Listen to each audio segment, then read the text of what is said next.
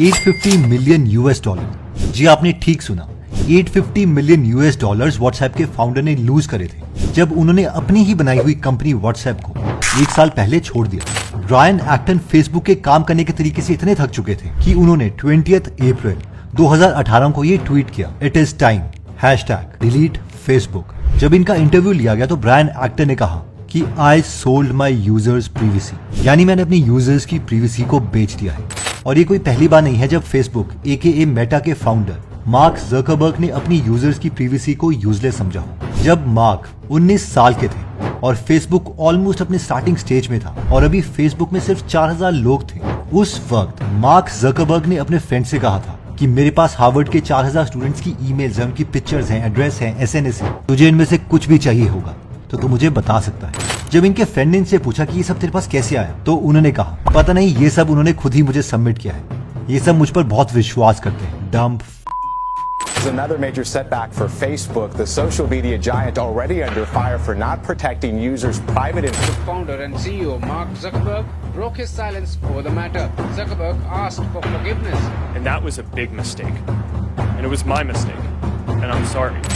Okay, तो वैसे mark Zuckerberg के ऊपर काफी एलिगेशंस हैं कि उन्होंने यूजर्स के डेटा का मिसयूज किया है, लेकिन इस रिपोर्ट में हम ये व्हाट्सएप के पॉइंट ऑफ व्यू से देखेंगे, जिसे कहा जाता है कि एक फ्री प्लेटफॉर्म है, इसमें सारे messages end to end encrypted है। इसके बारे में ये भी कहा जाता है कि हमारे व्हाट्सएप मैसेजेस इवन फेसबुक भी नहीं देख सकता। तो आइए देखते हैं इस रिसर्च को। 4 अगस्त को ब्रायन एक्टन ने फेसबुक में जॉब के लिए अप्लाई किया था, लेकिन उन्हें सिलेक्ट नहीं किया गया और उन्होंने इसी ट्वीट में लिखा कि वो अपनी लाइफ के नेक्स्ट एडवेंचर के बारे में सोच रहे हैं। और लकीली उनको और उनके फ्रेंड यान कूम को एक मोबाइल एप्लीकेशन का आइडिया आया और इस एप्लीकेशन का नाम उन्होंने दिया व्हाट्सएप। शुरू में तो व्हाट्सएप सिर्फ इसलिए बनाया गया था कि लोग अपना स्टेटस अपडेट कर सकें, लेकिन फिर कुछ टाइम के बाद जब इसमें मैसेजिंग का ऑप्शन डाला गया तो ये एप्लीकेशन बहुत जल्दी फेमस होने लग गई, क्योंकि उस टाइम फोन में मैसेजिंग करने के लिए पैसे लगते थे, लेकिन WhatsApp completely free messages provide करता था। अब ऑब्वियसली अगर किसी सर्विस को फ्री रखना है तो किसी ना किसी को तो पैसे देने ही पड़ेंगे, वरना सर्वर्स की फीस, ऑफिस रेंट, इंजीनियर्स की सैलरी, ये सब कहां से आएगा। शुरू में व्हाट्सएप ने एंजल इन्वेस्टर से सीड फंडिंग ली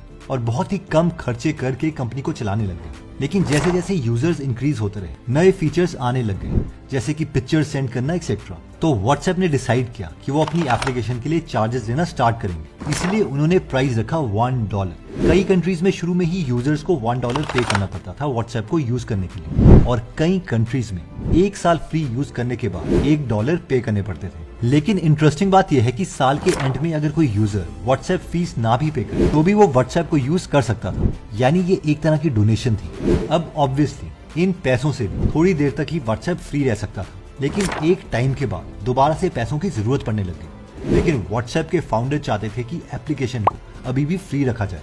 इन्वेस्टर से तो वो पैसे नहीं लेना चाहते थे, क्योंकि उनको डर लग रहा था कि अगर इन्वेस्टर्स आए तो वो उन्हें मोनेटाइजेशन ऑन करने के लिए कहेंगे, जिसका मतलब था कि या तो यूजर से पैसे मांगो या फिर व्हाट्सएप में एड्स डालो, क्योंकि व्हाट्सएप के पास बहुत यूजर्स थे जो बहुत तेजी से ग्रो भी कर रहे थे। तो फिर सिक्वोया जैसी फर्म्स ने फाइनली व्हाट्सएप में पैसे इन्वेस्ट कर दिए, ये कहकर कि वो व्हाट्सएप को कभी भी फोर्स नहीं करेंगे मोनेटाइजेशन ऑन करने के लिए। और ये सिलसिला कुछ टाइम तक फिर चलता रहा। फिर 2014 में एक बड़ी खबर, इस न्यूज ने तो मानो सबको हिला के रख दिया। फेसबुक ने व्हाट्सएप को $19 बिलियन में खरीद लिया। लोगों को समझ नहीं आ रहा था कि एक लॉस मेकिंग कंपनी के लिए फेसबुक इतने पैसे कैसे दे सकता है। इस डील से 9 महीने जस्ट पहले फेसबुक ने सिर्फ 8 करोड़ रुपए का रेवेन्यू किया था। ये कोई प्रॉफिट नहीं था, ये सिर्फ रेवेन्यू था, और फेसबुक ने इस कंपनी के लिए 1 लाख करोड़ रुपए से भी ज्यादा दे दिए। इतने में तो 10 बुर्ज खलीफा बन सकते थे, या फिर वो 19 इंस्टाग्राम खरीद सकते थे। जब मार्क जकरबर्ग से पूछा गया कि उन्होंने ये डील बहुत महंगी की है, तो इस पर मार्क जकरबर्ग ने कहा, नहीं, मेरे अकॉर्डिंग तो $19 बिलियन भी व्हाट्सएप के लिए कम है। जब सब लोग $19 बिलियन का प्राइस टैग सुन के शॉक हो रहे थे, तो सिर्फ मार्क जकरबर्ग जानते थे कि उन्होंने ये डिसीजन क्यों लिया है। इसका पहला रीजन तो ये था कि उन्हें पता था कि रिसेंटली गूगल ने व्हाट्सएप के फाउंडर्स को अपने हेडक्वार्टर्स में बुलाया था, और उनको डर था कि अगर गूगल ने व्हाट्सएप को खरीद लिया तो उनका कोर बिजनेस फेसबुक हिल सकता है। सेकेंड रीजन ये था कि मार्क जकरबर्ग व्हाट्सएप के पोटेंशियल को जानते थे कि वो आगे जाके कितना ग्रो हो सकता है, और वो ठीक भी निकले। क्या आप जानते हैं कि 2010 से 2019 तक 4 सबसे ज्यादा डाउनलोडेड एप्लीकेशंस थी। इनमें से पहली थी फेसबुक की main app, second Facebook messenger, third WhatsApp और फोर्थ इंस्टाग्राम, और ये चारों एप्लीकेशंस मार्क जकरबर्ग की थी। अब इस एक्यूजेशन के 2 साल के बाद यानी 2016 में ये न्यूज आई कि ये जो $1 की फीस जो व्हाट्सएप चार्ज कर रहा है उसे हटा दिया गया है। सब खुश हो गए कि मार्क ज़करबर्ग कितने अच्छे हैं, वो यूजर्स को फ्री सर्विस देना चाहते हैं, एक्चुअल में लोगों की प्राइवेसी का ख्याल रखते हैं। लेकिन फिर दोबारा से खबर आई कि ब्रायन एक्टन जो कि व्हाट्सएप के फाउंडर थे, उन्होंने अपनी ही कंपनी से रिजाइन कर दिया, जिसके लिए उन्हें $850 मिलियन का नुकसान हुआ, जो उन्हें मिल जाते अगर वो 1 और साल कंपनी में रहते। और इसीलिए उन्होंने ये ट्वीट भी किया, #delete Facebook। कंपनी में कुछ तो बड़ी गड़बड़ चल रही थी कि व्हाट्सएप के फाउंडर ने ना तो सिर्फ अपनी कंपनी से रिजाइन किया, बल्कि उन्होंने खुद के $50 मिलियन लगा के एक नई एप्लीकेशन स्टार्ट की जिसका नाम था सिग्नल, जो व्हाट्सएप की तरह ही थी, जिसका एक ही मकसद था कि यूजर का डेटा कभी भी गलत इस्तेमाल ना किया जाए। लेकिन अभी भी सिग्नल उतना फेमस नहीं हुआ है जितना कि व्हाट्सएप, और ये नेटवर्क इफेक्ट्स की वजह से है। यानी एक बार अगर आपके सारे फ्रेंड्स व्हाट्सएप यूज कर रहे हैं तो आप अकेले सिग्नल यूज करके क्या करोगे, क्योंकि सिग्नल से आप व्हाट्सएप में मैसेजेस तो कर नहीं पाओ एंड वाइस वर्सा। डील होने के बाद मार्क को ये तो पता था कि उन्हें व्हाट्सएप से किसी ना किसी तरीके से पैसे तो अर्न करने ही पड़ेंगे। सबसे पहले तो उन्होंने व्हाट्सएप बिजनेस स्टार्ट किया कि कोई भी बिजनेसमैन व्हाट्सएप पर अपना बिजनेस स्टार्ट कर सकता है। ऑब्वियसली ये एक जेन्युइन मेथड है कि अगर छोटे बिजनेसेस को व्हाट्सएप अपनी सर्विसेज दे रहा है तो उनसे कुछ तो चार्ज करेगा ही। लेकिन इसके पीछे एक बड़ा रीजन ये भी था कि अब यूजर्स जब अपनी ऐप अपडेट करेंगे उन्हें दोबारा से व्हाट्सएप की प्राइवेसी पॉलिसी को अपडेट करना पड़ेगा। उस नई प्राइवेसी पॉलिसी में छोटे छोटे शब्दों में लिखा था कि अब फेसबुक के पास व्हाट्सएप यूजर्स का ज्यादा डेटा होगा। शुरू में यूजर्स को February 8 तक का टाइम दिया गया इसे एक्सेप्ट करने के लिए, लेकिन जब कंप्लेंट्स आना स्टार्ट हो गई तो इस डेट को पोस्टपोन करके 15 मई कर दिया गया। फिर काफी सारे डेटा ब्रीचेस की खबर आने लगी, जैसे कि फेडरल ट्रेड कमीशन ने भी फेसबुक के ऊपर $5 बिलियन का फाइन इम्पोज कर दिया। 540 फेसबुक मिलियन यूजर्स का डेटा रिसर्चर्स को पब्लिक सर्वर्स में मिला। 2021 में एप्पल ने अपनी पॉलिसी अपडेट करी, जिसके अकॉर्डिंग एप्लीकेशंस को ये बताना मैंडेटरी था कि वो उनका कौन सा डेटा शेयर करेंगे। व्हाट्सएप के लिए ये चीजें थी हमारा phone number, contact list, profile picture, mobile brand, location, status etcetera.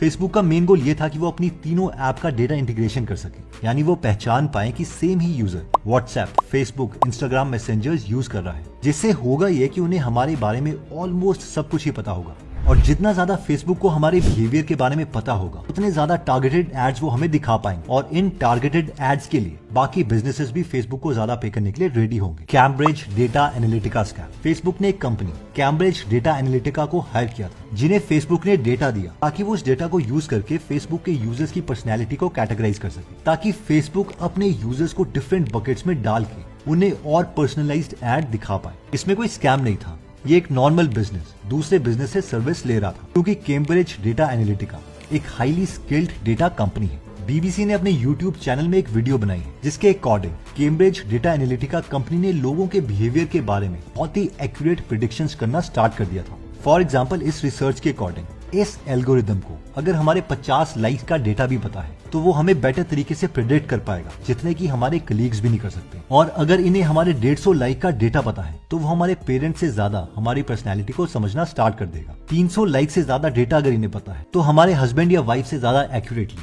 ये हमारी पर्सनैलिटी को समझ पाएगा। अब हुआ ये था कि कैम्ब्रिज एनालिटिका डोनाल्ड ट्रंप ने हायर की थी अपने प्रेसिडेंशियल इलेक्शंस लड़ने से पहले, और ऐसी एलिगेशंस हैं कि कैम्ब्रिज डेटा एनालिटिका ने फेसबुक के साथ काम करने के बाद फेसबुक का डेटा डिलीट नहीं किया। कई लोग ये भी कॉन्स्पिरेसी थ्योरी देते हैं कि मार्क ज़करबर्ग ने ही जानबूझ के इस कंपनी को हायर किया और बाद में इन्हें हटा दिया ताकि डोनाल्ड ट्रंप फेसबुक का डेटा यूज कर पाए। एलिगेशंस ये भी हैं कि डोनाल्ड ट्रंप जानना चाहते थे कि जो यूनाइटेड स्टेट्स ऑफ अमेरिका के लोग हैं वो इवेंचुअली वोट किसे करेंगे, वो सोचते क्या है। क्या फेसबुक के डेटा को यूज करके प्रेसिडेंशियल कैंपेन को कुछ इस तरीके का एंगल दिया जा सकता है कि इलेक्शंस वो ही जीत जाए। क्योंकि कैम्ब्रिज डेटा एनालिटिका यूजर्स की पर्सनैलिटी को बहुत अच्छे तरीके से जानता था, इसलिए डिफरेंट टाइप ऑफ पर्सनैलिटीज को डिफरेंट टाइप की एड्स दिखाई गई ताकि उनके कोर इमोशंस को यूज करके कैंपेन जीता जा सके। फॉर एग्जाम्पल, डोनाल्ड ट्रंप एक की अमेंडमेंट को डिफेंड कर रहे थे, जिसके अकॉर्डिंग अमेरिका में सिटीजन्स अपने पास गन्स रख सकते हैं। अब जिन लोगों की पर्सनैलिटी इंट्रोवर्टेड है वो अपनी फैमिली से ज्यादा जुड़े हुए थे, उन्हें इस अमेंडमेंट को रिटेन रखने के लिए एड दिखाई गई कि इससे आप अपनी फैमिली को प्रोटेक्ट कर सकते हो। जो एक्सट्रोवर्टेड डिफेंस के लोग थे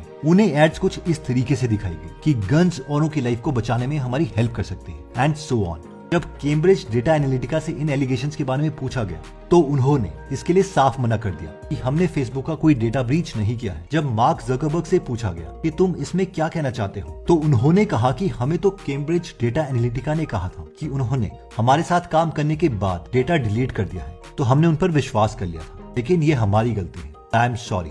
वैसे आपको क्या लगता है कि क्या ये डेटा लीक्स या प्राइवेसी को बहुत सीरियस लेना चाहिए? और आप भी सोचते हैं कि अगर हम फ्री सर्विसेज यूज कर रहे हैं जैसे कि इंस्टाग्राम, व्हाट्सएप एक्सेट्रा, तो कंपनी इतना डेटा तो ले ही सकती है कि वो उस डेटा को यूज करके कुछ पैसे खुद भी बने।